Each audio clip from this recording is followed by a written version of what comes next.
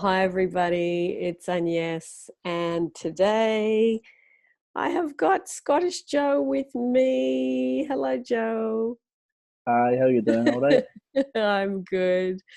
Good to see you. Yeah, you too. Yeah, we've had a little pre-chat behind the scenes, and the topic that is obviously in everybody's heads at the moment is about fear and about the coronavirus going around the world, and it's exploding into bigger and bigger dimensions. And Joe and I thought we would talk about this topic from a Neville point of view, from a law of attraction point of view, from a Ho'oponopono point of view, so that we can actually start to get the focus on things that are wanted and get the focus off the fear and get the focus off things that are unwanted. So, Joe, I'm going to open it up to you because we had some good little nuggets in what we discussed. So, what do you think would be extremely helpful for people right now? Those of us that do study these topics, how can we apply what we know to this particular situation? So first off, hi everyone. Just want to say for those who are, in massive fear of this condition, this disease, and they actually have family members who are struggling from this, just hang in there. Try your very best to not give this the attention that it seems to crave. That for a lot of people who don't understand these concepts may find that a bit controversial, but I'm sure that by the end of this video, this conversation, you'll probably understand what we're trying to explain from this. So as you can see, there's a lot of thousands of people have died from this, and this absolutely means no disrespect to the people who've died, to the people who are ill. I'm sure, and I wish everyone who is ill from this a speedy recovery in the first off. But for myself personally, I feel that there's been a lot of attention across the world on this, and rightly so, because it's quite a big thing. It's a really, it's a killer disease first off, and there's people dying, which is obviously which we don't want to see from any condition. For myself personally, all I know that is I'm trying everything I can to remove attention from it. Now, understand, obviously, we spoke about this earlier, and yes, where people, it's everywhere in the news, it's in every single outlet you look at, TV, newspapers, it's everywhere. So it can be quite difficult to deviate attention from it.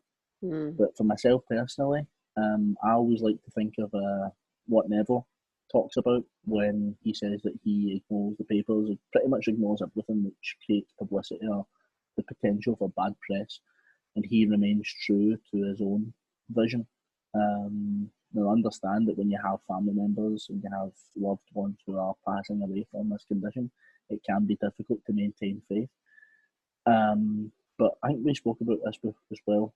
The conscious aspect of this is that people are creating an awareness of this condition and putting so much negative and so much fear-based, attention on it. So they're seeing people dying, and then people are automatically becoming conscious of this illness kills people. Which what it's like if you are lost in that thought can create of this illness could kill a loved one, this illness could kill myself, this illness, this. Mm-hmm. When we know it's a focus-based universe, the more we focus on, the more we create. And I've had my own experience with this, not to the the level of someone dying, but we spoke about this earlier as well, where my own mentor here in Scotland, we had a one-to-one, and we have one every month. And I was talking about the concept of being really busy with work, etc. And I said, I'm a massive sports fan, massive football fan. And I said to him, when I go to a football match, it's 2 hours of a week where I feel completely free. And he said, what would you do if there was no football? So we've unconsciously created that. There is actually no football happening across the world now because of this condition. Mm-hmm. So that is proof that, your thoughts can create, from my perspective. That is proof that your thoughts can create. And it's so important to try and remove attention from what this virus can do and focus on what you actually want. And I think I'm sure everyone in the the world wants this virus to end, this disease to end, not to spread, but yet we continue to focus on how it is spreading. We're focusing on the now as opposed to, you know, desire, what we actually want from this. And I feel that when we focus on, oh, I don't want to get ill, I don't want to get ill, you know, your subconscious, God, universe doesn't understand, no. So you're just putting focus on being ill as opposed to focusing on the disease is over and everyone's healthy and, you know, the world's in a good place, I'm in a good place, loved ones, everything is actually healthy and well, and there's no virus effectively. I think everyone wants that, but we still focus on the negative press, the media, the attention that this disease is creating across the world. Yeah. It's I mean, for me, it's just, as I've got family members who obviously I care a lot about, but the best thing I can do is not have attention towards this, and actually put attention on what I do want, and what I do want is for family members and myself to be healthy. And again, we spoke about it earlier, where as humans we seem to be so almost broken, where they tell us to stay in and we want to go out. They tell us not, they tell us, to stay indoors, we want to go out, and it's incredible. They tell us to go out and we want to stay in. We seem to be going against the grain with everything. Happening so much at the moment, and if we really go inside, and as I said, what we do want from this is for this to end. Then, as Neville would always say, go to that end. Don't focus on the middle and the how, and the virus spreading. And if we all can kind of pull together with this and have a consciousness of, this isn't a thing, that I'm healthy, an I am statement. Even if I am healthy, I am well. And there's at that point you take complete focus of away from any virus or any disease, because you're focusing so much on I am well. Exactly. And I think too, Joe, it's like, because we are being forced, well, it's almost like this is bringing countries together, because we're all in the same boat. We're at different stages, but that really doesn't matter. We are all being told that we have restrictions around the world, and the restrictions are getting tighter and tighter. So I think if we are being forced to stay in more, rather than seeing that as a restriction, see it as an incredible opportunity to go within and to get to the place where you resonate so much with health and well-being and feeling secure that radiates out from you in your little room, in your home, in your neighborhood, and you expand it out. And if there's more and more and more of us that do that, then there has to be a point where that all connects up together, and then the fear will dissipate. But right now the fear is stronger in people than the ability to focus on the wanted. So I think if we can, whether it's people on your channel, on my channel, on YouTube, that we use the whole vehicle of YouTube as a wonderful system to connect with people, to remind those that are interested in this kind of work, to focus on that we can feel secure, healthy, and at peace by sitting in meditation and accessing that feeling, accessing that state, and being and staying in it. That then will infect, in a good way, other people around us. But we have to practice it, because it's almost like you're in the eye of a cyclone where it's really calm and quiet. But then as soon as you open the front door and you go up the road to buy toilet paper, then all the madness starts again. So you go, okay, let's bring ourselves back, and let's just get into that space on a daily basis. I am healthy, I am healthy, I am healthy, I am healthy. And you hold on to that state for extended periods of time. And that brings me to what we talked about before we got on here, the power of Ho'oponopono, because Ho'oponopono talks about that anything on the outside is a reflection, and we have to dissolve the part of us that created that. So if we look at Ho'oponopono right now as we have to dissolve the part of us collectively around the world in different countries, but it starts with one person. It starts with one desire to practice this prayer, to dissolve. And I think the big one is you're dissolving mass fear, the collective consciousness of fear. So the Ho'oponopono can be used to do this singly.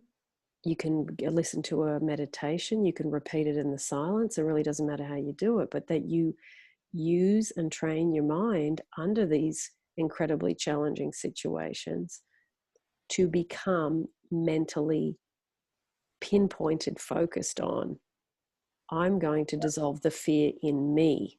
I can't do everybody else right now. Yes, I can imagine, people in my life and all of that. But right now I've got to work at the base root, which is dissolving the fear in me, if I have any. Absolutely. Listen, I 100% agree with that. Everything you've just said is absolute perfection.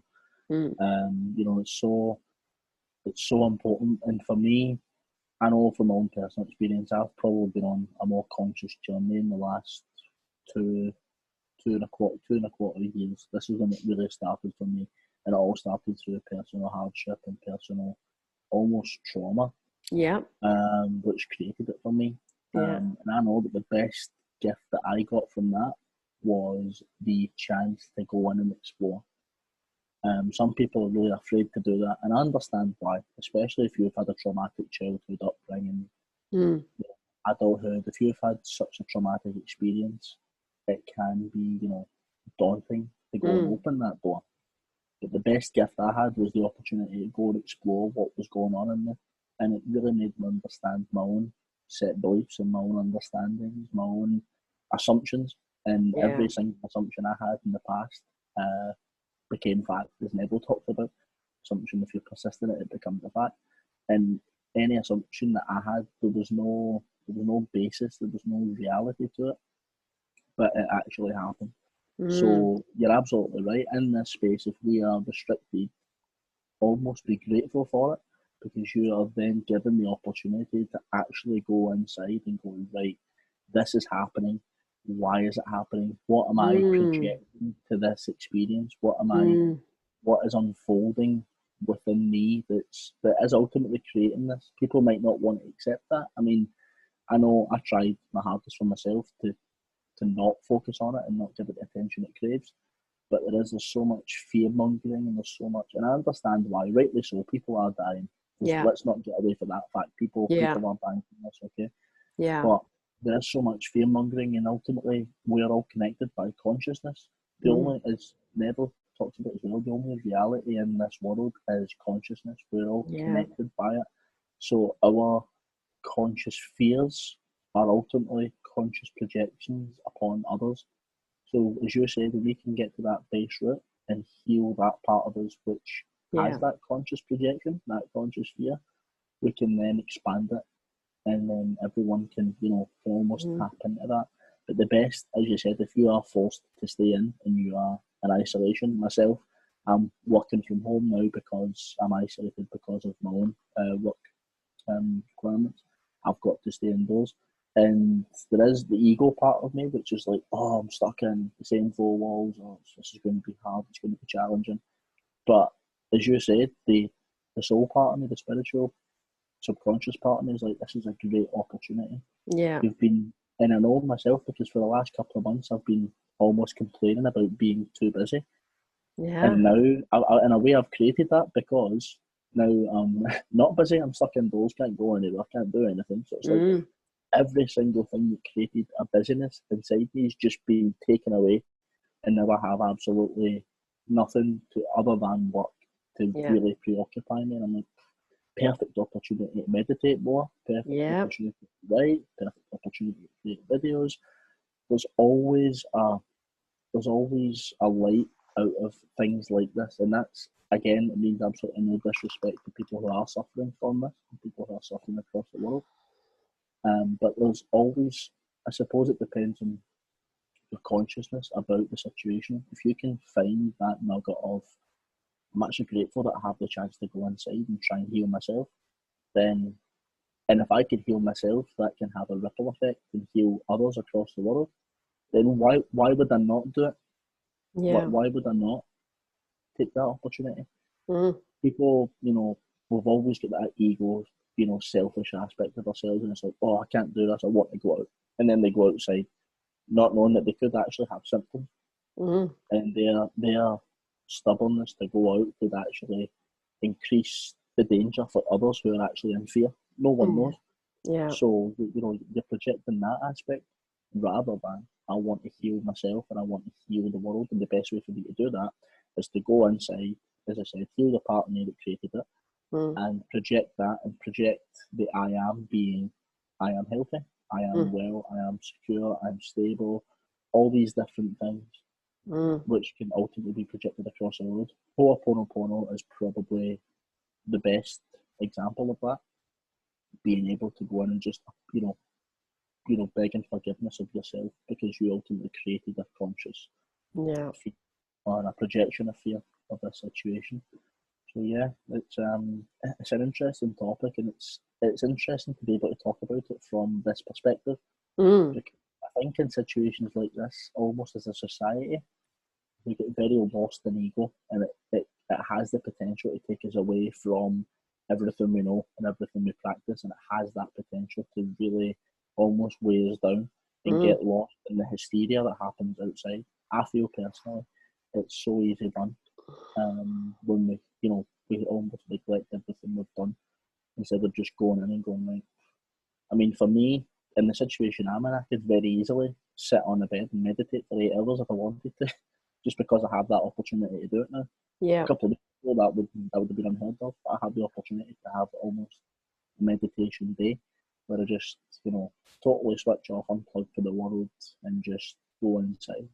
Yeah. And yeah, it's obviously people find that a struggle to do. I think a lot of people do. I think, when we don't spend enough time unplugging, and we keep running from our fears, we keep running from our feelings, we keep over busy, we keep on going on technology, and we don't take breaks, it's like this stuff accumulates. And I find it really interesting to see how many people are really struggling with being at home, and because it's being self-imposed, or that the government's told them, if you've just got off a plane, you need to quarantine yourself for 14 days at home, whatever it is. But I think if you have an issue with being at home or being restricted, as a lot of people are seeing it, you've got to ask yourself, why am I struggling so much with this? Because this is two halves of a nut. It could be seen as an incredible prison, or it could be seen as what a wonderful time to really unplug from everything external and to just be with myself, to read, to sleep, to eat, to cook, to think about what am I going to do to really contribute to this situation in a positive way. And I do think sitting in meditation in different places around the world, everybody contributing to the peace part and unplugging from the fear part, is going to, just as the fear has accumulated and it's skyrocketed around the world, we can do exactly the same thing in the other direction. We can use the power of focus, the power of focusing on feeling loved, secure, because fear and love are opposite forces. Focusing on feeling loved and healthy, like you said before, and at peace and secure within the restriction. If you see it as a restriction, I actually don't see it as a restriction, probably because I've worked from home for a long time, 4 or 5 years now. I love the quietness, and I love the being able to control the environment, and I love the being able to make time to say, hey, I've worked for a while now, let me lay on my bed and do a meditation. Hey, I need a break from the computer, let me go out and go for a walk for an hour and do my affirmations. That free flow of being sort of, just close to home or at home fully, there is such a peace and calm that you are able to plug into because you're not out there in the world all the time. It's a wonderful thing. Totally agree. Yeah, it's and you can read more, Neville, and you can listen to Joseph Murphy, Abraham Hicks, Catherine Ponder, Wayne Dyer, whoever it is that you love. There's so many fabulous teachers that are true givers. That this is a time for you to spiritually top yourself up, for you to get over your exhaustion, because a lot of people are exhausted, and to really go, you know what, if I have to work from home, and I know some people unfortunately have lost their jobs, because I'm getting a lot of emails that people have lost their jobs due to being in hospitality, tourism, retail, even people that are working in the dating industry, or real estate. I've had conversations with people in all of those industries, and people are really in a lot of fear about their financial future, which is totally understandable. So it's saying, we've got to change those things. We again have to change what's going on within, which is I am secure and I am financially taken care of. Everything is always working out for me. Isn't it wonderful what's happening to me now in the midst of this? If I can access that stuff, those thoughts, those feelings, those beliefs, that state, then you have a chance to be in the 1% of people that survive and thrive, not just survive, but thrive in terms of you as a person. So it's possible to thrive even under these conditions. People were able to thrive in the Depression. They were even able to thrive when the war was happening. This is a similar, it's not exactly the same, of course, but this is our day and age. This is what's going on. That's well, they call it a pandemic. It's a disaster, a catastrophe on so many levels. But it's like, how can I transform this for myself? Mentally, emotionally, physically, spiritually, to grow into something incredible from this. And that's becoming someone who can spend time alone at home. And alone and loneliness are two different things. You can be alone and not be in loneliness, and it's practicing. Absolutely. Totally agree with that again. It's interesting that you talk about, people, they get so wrapped up in their own personal lives. I know myself, the last few months, I was just saying, really, really busy. Felt like I didn't have a minute to breathe. And now I've went to the polar opposite, where I have so much time on my hands, and it's like, wow, it's literally the other end of the scale. But I think everything's a perception. I feel everything that happens that our senses accept is all dependent on how we perceive it. So if one perceives a certain situation, a certain circumstance, they perceive it differently. You could have 10 people lined up and the same thing happens to them, and all 10 of them act in a different way. So, but having said that, as humans, we're habitual creatures. So we get lost so much in habit, and then when that habit's taken away from us, or as you say, enforced or restricted, then that creates a problem. But it only creates a problem for the ego, because the ego, in its own way, is trying to protect you from what it thinks it knows. When that's fact, the ego is an accumulation of fears, beliefs, assumptions, past events, traumas. The ego is just a collection of all these different aspects, all these different things that happened in the past.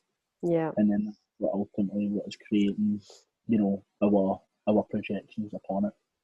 But peace, as I said, it could be a perception of peace. People may find comfort and peace in working at 100 miles an hour. People may find peace in, as you said, distracting themselves from what's going on within by doing other things, by keeping themselves busy.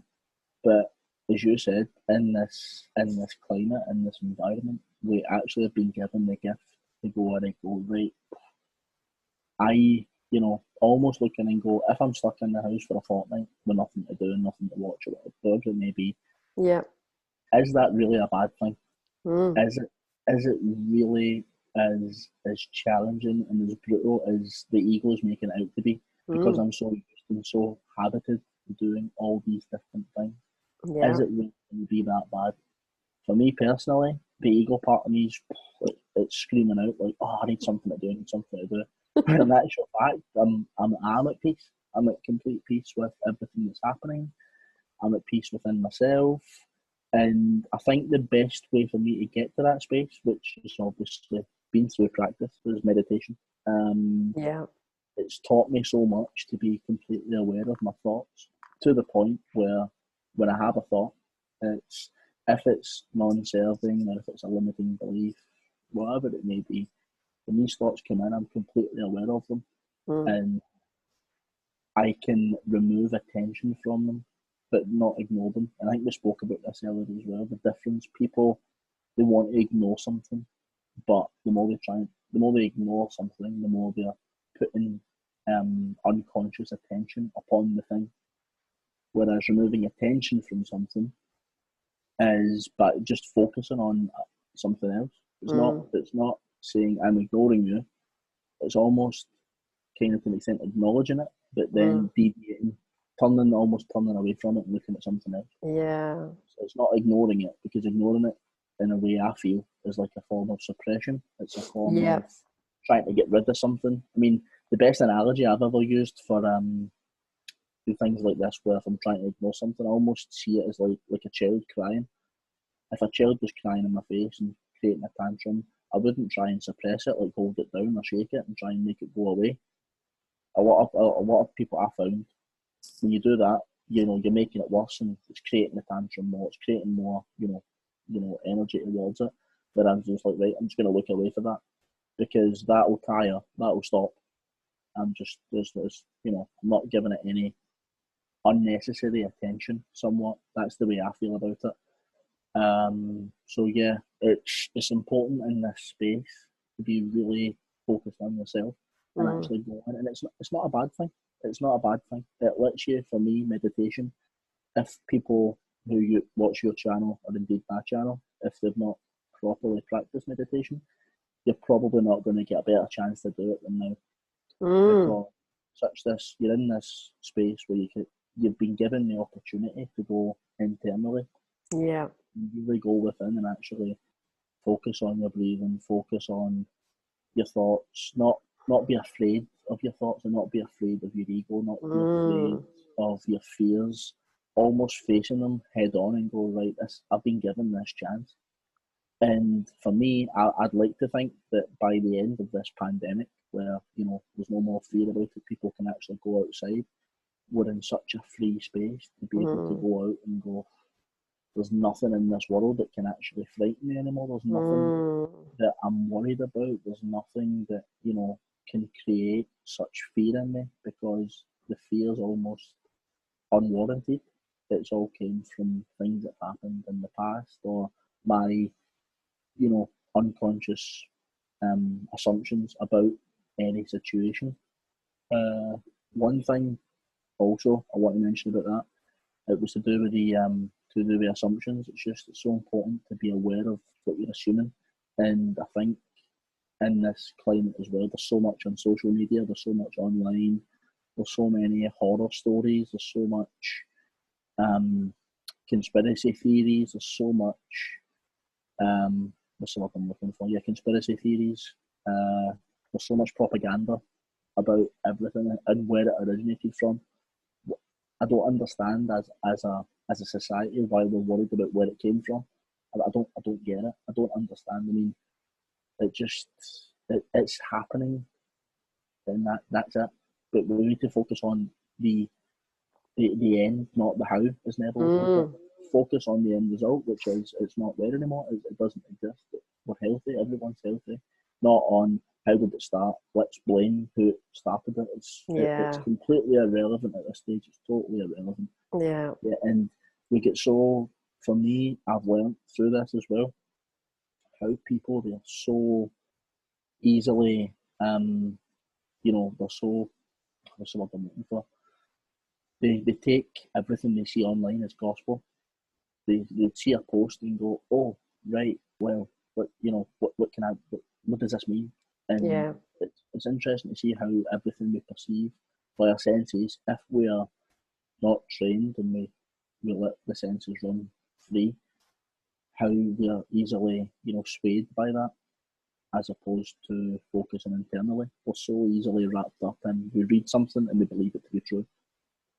Anything we read, social media, I think it's got a lot to answer for it as well, because people will shut posts in from crazy websites left, right, and centre saying, so many more people are dying, this and that, and this is how it started. And it's just, we accept it as true. It's, you have the choice to accept what you believe is true, not what someone else is telling you. It's your choice.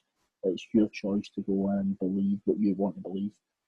Yes, people may read statistics and facts and believe that to be truth, but truth in itself is a perception. It's all a perception of what you feel to be true. I mean, I could, as a random thing, I could look at, the chair you're sitting on and say it's brown, and you could say it's black. My perception, to me, that's real, and to you, the other's real. Who's right? Does it matter? It's all what we perceive to be as true, and we can choose that. No one else gives us has the power over us. We have the power inside to choose what we feel is true and what we feel is real. That's, the way I see this anyway. Yeah, it's good to look at the mechanics of this and look at it from different angles, because it's I think it's rare that I've seen something, and I'm not watching the TV that much, but just enough to stay informed. But I think, watching the TV is definitely about pouring petrol on the fire of fear for people, rather than really showing things that people are doing to improve this, or the things that are working. They keep showing how it's, they keep showing all the negative aspects of it. So I think we have to, but the thing is, the media is us pushed out. We have to remember that they are only echoing what we've got going on. So we can look at them and go, blame them and do all that stuff that we so easily do. And then go, hang on a minute, this is an extension of us too. So that brings us back to an internal. Yeah, internal. The media will stop doing that once we stop projecting through the law of assumption, the law of projection, the fears that we have got inside. We take responsibility for them. We say, you know what, I do feel a bit of fear. I'm going to do a meditation. I'm going to surrender and let go. I'm going to say, I cast this upon the God within and I go free. I am love. I am healthy. I am love. I am healthy. I am love. I am healthy. And then I'm going to practice the Ho'oponopono. I'm going to do those 3 things. I'm going to do them as much as I can. And then I'm going to get up tomorrow. I'm going to do that again. So exactly. It's interesting you say that about the media, because that's absolutely right. It's our assumptions and our perception of the media, which could in its own way create more of it. So it's an interesting insight. Again, just for me, as you say that, I've read something this morning that China apparently started going outside again. So they're actually going out and about. So they feel within a couple of weeks that it'll be past, that there's no fear of it anymore.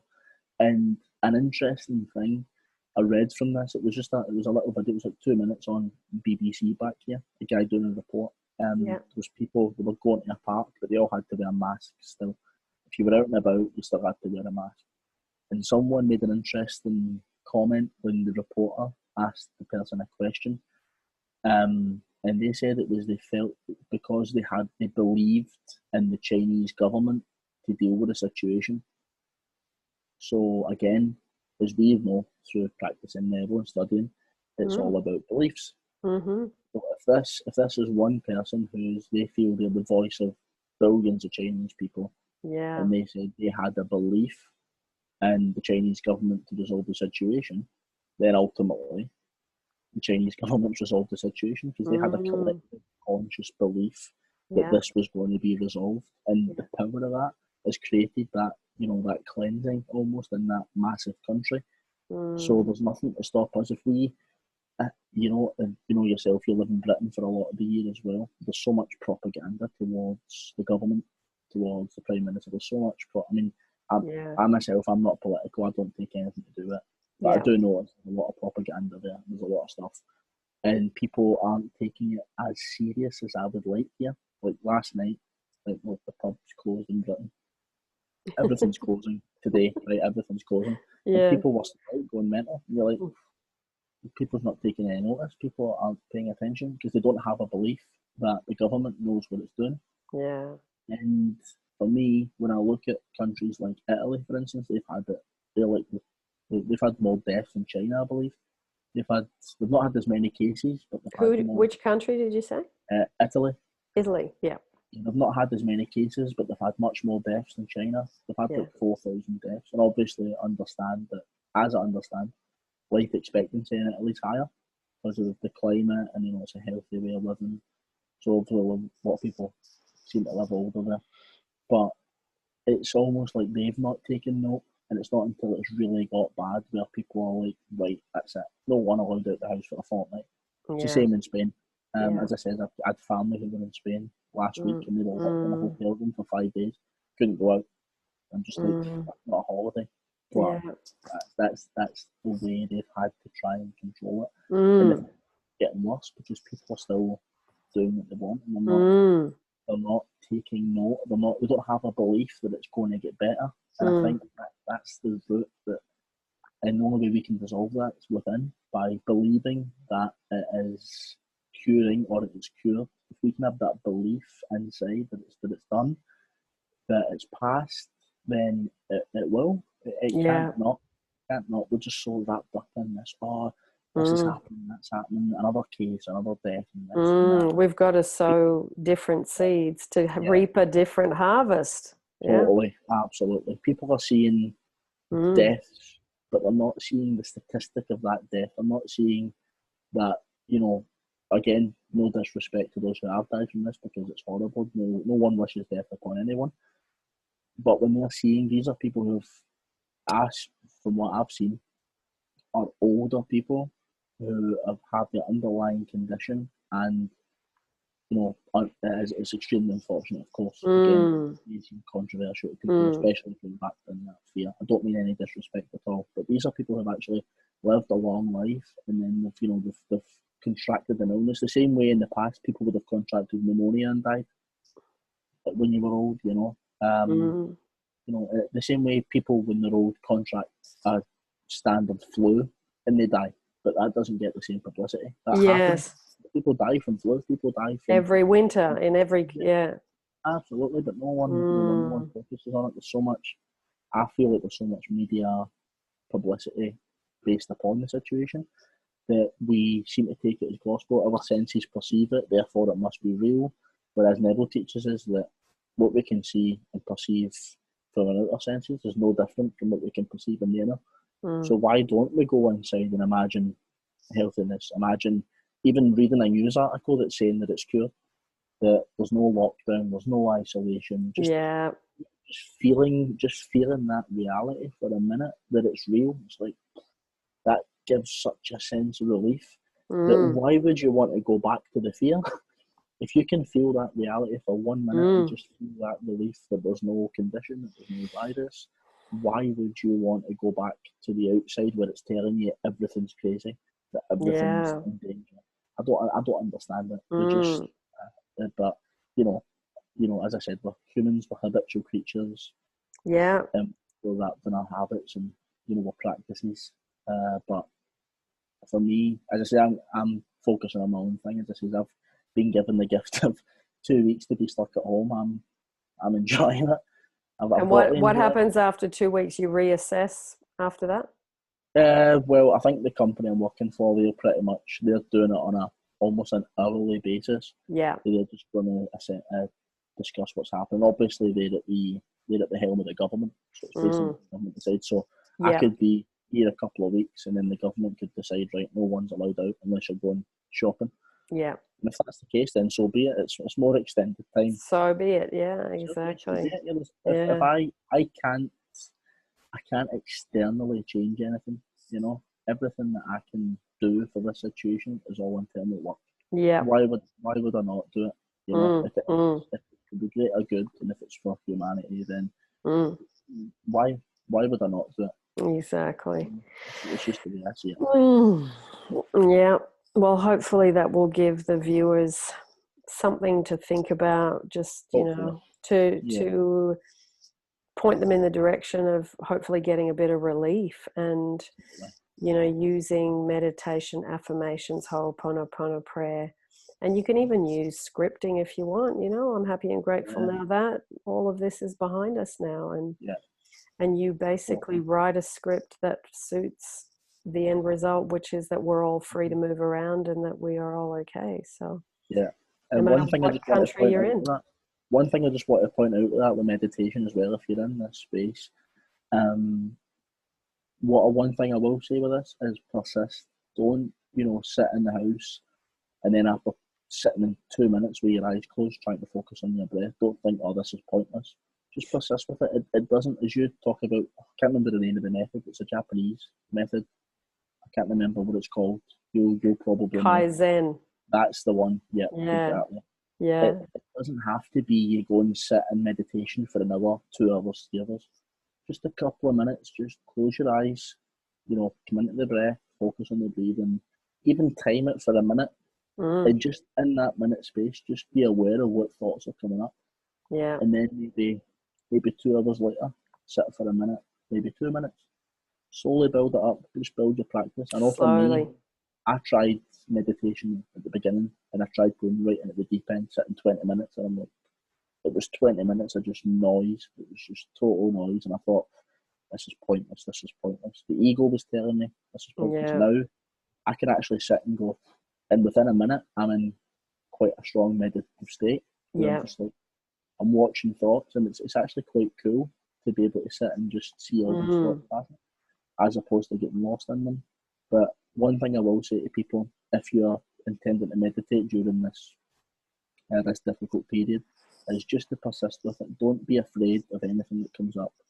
Don't, after 2 minutes or 2 days, think this is, it's pointless. Just stick with it. Just persist in it, because you will, I promise, you will get to a space where you can be in such a strong awareness of your thoughts that you will get to that space where they have absolutely no power over you at all.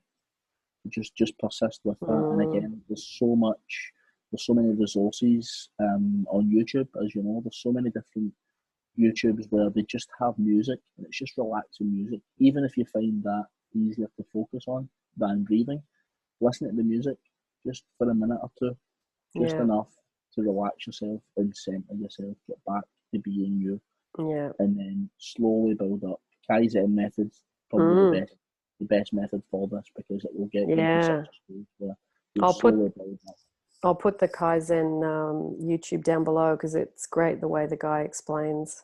You're doing small incremental changes for a long period of time, and then you get fantastic results. And there's no big changes. You don't have to make, it's not a shock to your system. You just do it little by little by little. Yeah, well, that's the thing. It was the same for me when I was about 7 or 8 years ago. I was extremely overweight. Like, I was like massively heavy, about 20 stone actually. That was massive, absolutely massive. Yeah. And the thing I done it was more the shock to the system, but at the same time it was a little bit of Kaizen, and I didn't even know what it was at the time. So I changed my diet completely, and then that totally changed my attitude. And then I went to the gym, and I slowly done maybe 10 minutes at the gym, then 15 minutes, then 20 minutes, just slowly build up. But I know for a fact that if I had done the diet with the gym at the very start and hammered it, after a week I'd have been like, no, I'm done with Too hard, far too much. Too much change too quick, Absolutely, And as you say all the time, many of it is a turtle wins a race. Yeah. A turtle wins a race, and it's, you slowly build up a strength and you build up a tolerance to it. It doesn't have to be yesterday. It can be slow and gradual, and you go within, and by the end of it, the rewards are just so great that, so much work in yourself that you feel so rewarded and you feel so strong. Yeah. I know from my experience that's how I feel when things like this occur. I'm just like, I'm so grateful to have this time. I'm so grateful to be able to sit in this space. I'm so grateful that, that I'm breathing, Exactly. Simple as that. Simple But things. Simple things. it's the simple things that I feel the one thing I've learned from this pandemic is how much as humans we take for granted. I Yep. feel like we take so much for granted in this world that this has taught me just to be grateful for every single thing. Mm. The clothes I'm wearing, the bed I'm sleeping on, because there's people, let's not forget, in this pandemic, who are the homeless, who don't have anywhere to go. When a country's in lockdown, they could be sleeping rough. Yeah. But you have the gift of actually having walls surrounding you and Yeah. being grateful for that you have somewhat, protection Mm. from it, but there's Exactly. people that don't have that, people, we're not all, as fortunate Mm. as we seem to be in this climate, Exactly. So I think it's important just to be really grateful for that, and Mm. be grateful for everything you have, even down to, the cup you drink your tea out of, anything, just be And grateful. the toilet paper. How many times have you been grateful for that? Probably not Oh, very many. absolutely, yeah, but that's another chaotic That's episode. become a very hot item and something that we never are grateful for. So Yeah, yeah, it's good to remember that this time. it's incredible though, to see people fighting over toilet roll. I never thought I'd ever see that I in my adult know. life. I never thought I would ever see it. But Yeah. again, that came from, as it came from Mm. social media, as it came from propaganda, as it came from scaremongering. But Yeah. again, it's an accumulated belief that everyone's going to run out of toilet paper. And look what's happened. Yeah. Supermarkets have run out of toilet paper. Yeah. All around the world, not just in one country. It's absolutely unbelievable. But again, if anyone was looking for proof of how our thoughts and our beliefs create, this is probably the perfect video for it, because we've been sitting discussing for the last, half an hour, however long it's been, talking about how our own thoughts and our own projections have created Yeah. somewhat a monster, and everyone else is in the same boat. It may be quite difficult for people to hear, but everyone's in the same boat here. We've all got this subconscious fear that something like this is going to cause, a plague or, death for the world, and it's going to, end mankind. Just take a step back and just be like, okay, it's happening. It was created. I can't change it now, but I can go to the end and I can imagine the end. And the end is, it doesn't exist. Yeah. The end is secured. So why would I not live in that end as opposed to living in this current reality? That's just my opinion of it. That's it. That's it. Well, I think we've covered it. I think there's lots of good bits in there, and we'll put the links down below for the things we discussed, and your YouTube channel, and details for you, Joe, as well. So thank you for coming and spending some time. You're in Scotland, I'm in Australia, and we're both kind of, locked away. You're about to go to sleep and I'm just starting my day. Exactly. No, Exactly. it's been great. It's always a Lovely. pleasure. Lovely. It's always. All right. You want to say goodbye to everybody, Joe? Yeah, We go? absolutely. Yeah, and as I said to yourself, thanks for having me. It's great to get this opportunity. Always is. I'm extremely grateful for it. As Agnes said, my channel videos link's going to be down below. Yep. Anyone who has any questions, just feel free to email me, drop me an email, and anybody request whatever. I'm willing to answer questions on this. And as I said throughout the video, there's no intention of any disrespect towards anyone who's suffering from this. And I do wish everyone who is suffering from it a very speedy recovery. And I hope that you can find some form of light from this video and actually get some form of guidance in your own personal journey and development. Thank you. Thank you, Joe. Thanks for joining us, everybody. And I hope that just listening to a discussion about the positive sides and what we can do has given you a little bit of relief. So thank you for joining us. And I will see you, as always, in the next YouTube.